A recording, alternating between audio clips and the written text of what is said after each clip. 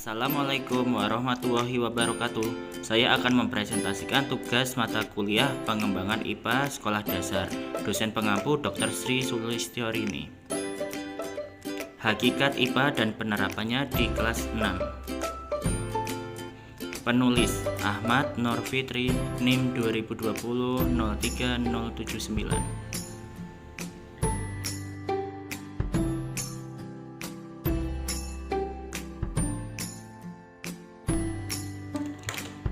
Pengertian IPA di sekolah dasar.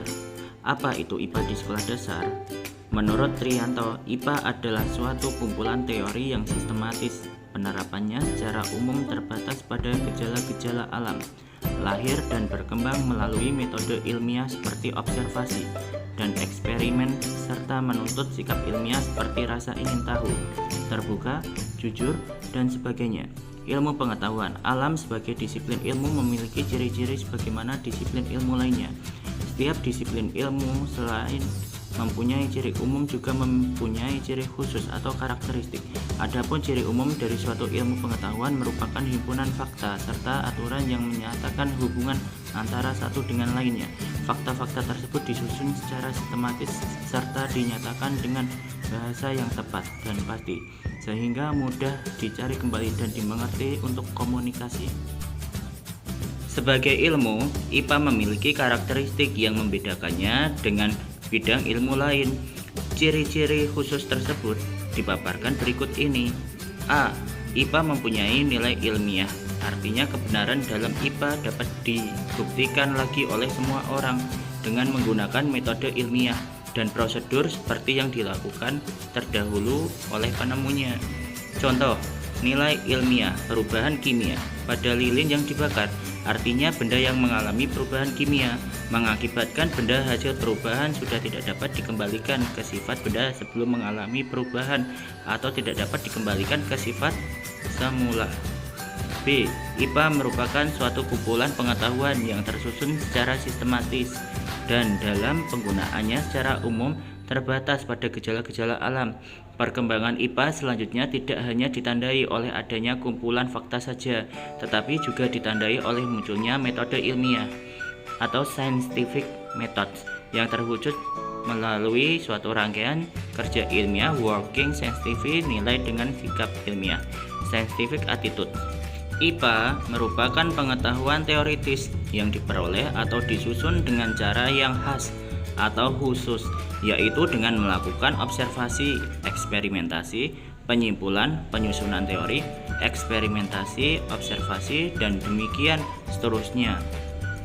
Mengkait antara cara satu dengan cara yang lain. IPA merupakan suatu rangkaian konsep yang saling berkaitan dengan bagan-bagan konsep yang telah berkembang sebagai suatu hasil eksperimen dan observasi yang bermanfaat untuk eksperimentasi dan observasi lebih lanjut. IPA meliputi 4 unsur, yaitu produk, proses, aplikasi, dan sikap. Produk dapat berupa fakta, prinsip, teori, dan hukum. Proses merupakan prosedur pemecahan masalah melalui metode ilmiah. Metode ilmiah meliputi pengamatan, penyusunan hipotesis, perancangan eksperimen, percobaan, penyelidikan, pengujian hipotesis melalui eksperimentasi, evaluasi, pengukuran, dan penarikan kesimpulan. Aplikasi merupakan penerapan metode atau kerja ilmiah dan konsep IPA dalam kehidupan sehari-hari. Sikap merupakan rasa ingin tahu tentang objek, fenomena alam, makhluk hidup, serta hubungan sebab akibat yang menimbulkan masalah baru yang dapat dipecahkan melalui prosedur yang sama. Kesimpulan. Berdasarkan beberapa pendapat para ahli mengenai IPA, dapat disimpulkan bahwa ilmu pengetahuan alam adalah sekumpulan pengetahuan yang tersusun secara sistematis yang berupa fakta-fakta yang diperoleh dari gejala-gejala alam yang berkembang melalui metode ilmiah dan sikap ilmiah. Ilmu pengetahuan alam didefinisikan sebagai pengetahuan yang diperoleh melalui pengumpulan data dengan eksperimen, pengamatan, dan dedukasi untuk menghasilkan suatu penjelasan tentang sebuah gejala yang dapat dipercaya. Ada 3 kemampuan dalam IPA, yaitu kemampuan untuk mengetahui atau apa yang diamati, kemampuan untuk memprediksi apa yang belum diamati, dan kemampuan untuk menguji tindak lanjut hasil eksperimen, serta dikembangkannya sikap ilmiah. Hakikat IPA.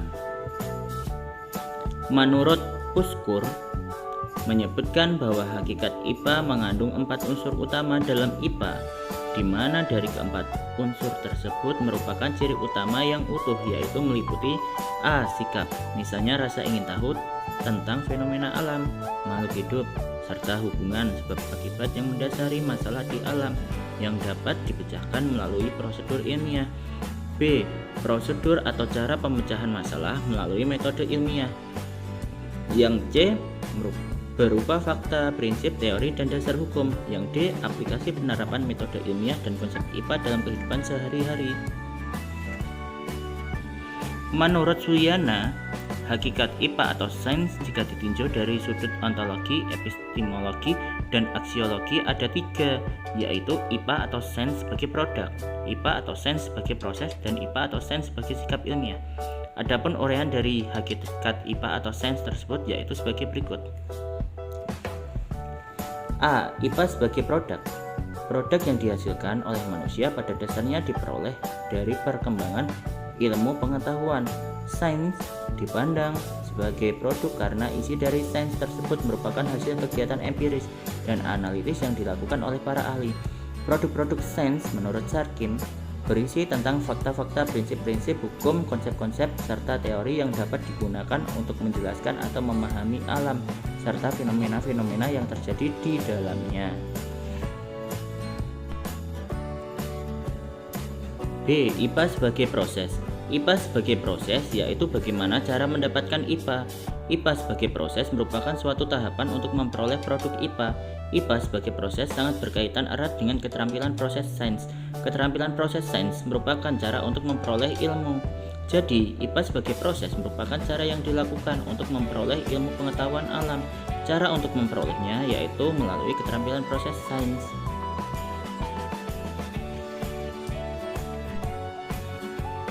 IPA sebagai sikap ilmiah. Sikap sains atau sikap ilmiah berbeda dengan sikap terhadap sains. Sikap ilmiah merupakan sikap para ilmuwan dalam mencari dan mengembangkan ilmu pengetahuan, sedangkan sikap terhadap sains merupakan kecenderungan seseorang suka atau tidak suka terhadap sains.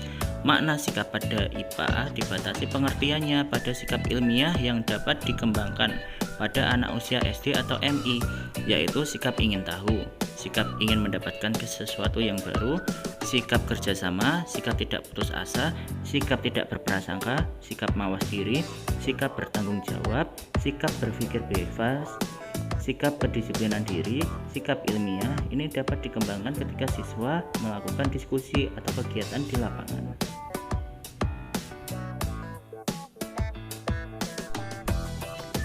Penerapan hakikat sains dalam pembelajaran kelas 6, tema 4, subtema 1, pembelajaran 1. IPA sebagai produk. Produk IPA adalah semua pengetahuan tentang gejala alam yang telah dikumpulkan melalui observasi. Jadi dasar pembentukan produk IPA adalah data yang diperoleh melalui observasi. IPA sebagai produk berupa fakta-fakta, konsep-konsep, prinsip-prinsip, dan teori-teori IPA. Pembelajaran 1 ini menjelaskan terkait materi globalisasi di sekitarku. Pembelajaran IPA diintegrasikan dengan bahasa Indonesia dan IPS. Tujuan pembelajaran ini siswa dapat lebih memahami cara menghasilkan, menyalurkan, dan menghemat energi listrik.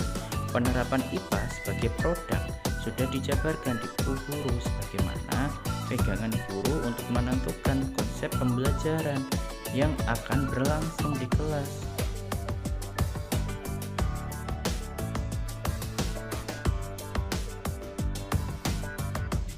Pada ruang lingkup pembelajaran ini kita bisa lihat tentang kegiatan pembelajaran dan kompetensi yang dikembangkan.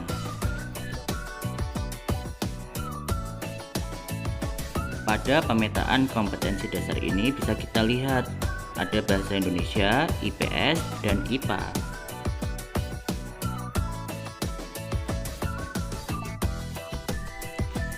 IPA sebagai proses. Keterampilan proses sains adalah suatu kemampuan yang mendasar dan dimiliki oleh seseorang untuk melakukan suatu kegiatan ilmiah yang terdiri dari beberapa aspek seperti observasi, mengklarifikasi, mengukur hingga menarik kesimpulan, dan menemukan suatu hal yang baru. 1. Mengobservasi. Dengan membaca, siswa telah melakukan observasi pada cerita tiap kalimatnya untuk memahami bacaan yang disajikan. Pada gambar ini kita bisa melihat bacaan menghasilkan energi listrik tentang pembangkit listrik tenaga air.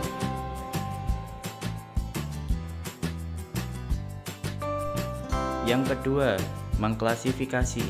Dengan membaca, siswa dapat menuliskan informasi penting dalam setiap paragraf.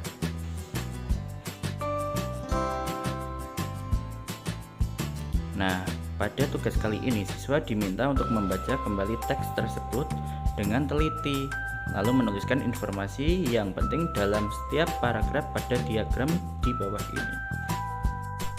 Yang ketiga, mengukur.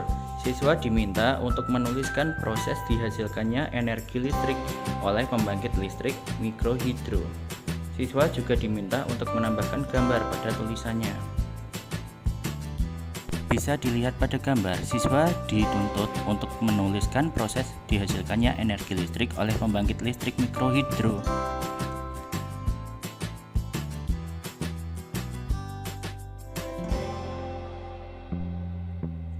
Yang keempat, menyimpulkan. Dengan meminta siswa menyimpulkan apa hal-hal yang telah dipelajari pada pembelajaran hari ini, bagaimana manfaat bagi kehidupan sehari-hari, dan pelajaran berharga apa dari pembelajaran ini yang bisa diterapkan dalam kehidupan sehari-hari. Memacu siswa untuk berpikir lebih luas dengan aktivitas yang biasanya dilakukan. Bisa dilihat pada gambar, siswa dituntut untuk merenungkan apa yang telah dipelajari pada hari ini.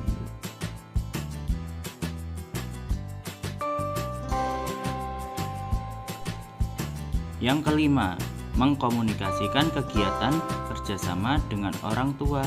Siswa diminta untuk mengamati benda-benda yang ada di sekitarnya, pakaian, barang elektronik, peralatan rumah tangga, dan kendaraan. Bisa dilihat pada gambar, siswa diajak bekerja sama dengan orang tua untuk mengamati benda-benda yang ada di sekitarnya, lalu mencatat semua temuan tersebut pada buku tulis. IPA sebagai sikap. Sikap pada IPA dibatasi pengertiannya pada sikap ilmiah yang dapat dikembangkan pada anak usia SD atau MI, yaitu sikap ingin tahu, sikap ingin mendapatkan sesuatu yang baru, sikap kerjasama, sikap tidak putus asa, sikap tidak berprasangka, sikap mawas diri, sikap bertanggung jawab, sikap berpikir bebas, sikap kedisiplinan diri. Sikap ilmiah ini dapat dikembangkan ketika siswa melakukan diskusi atau kegiatan di lapangan.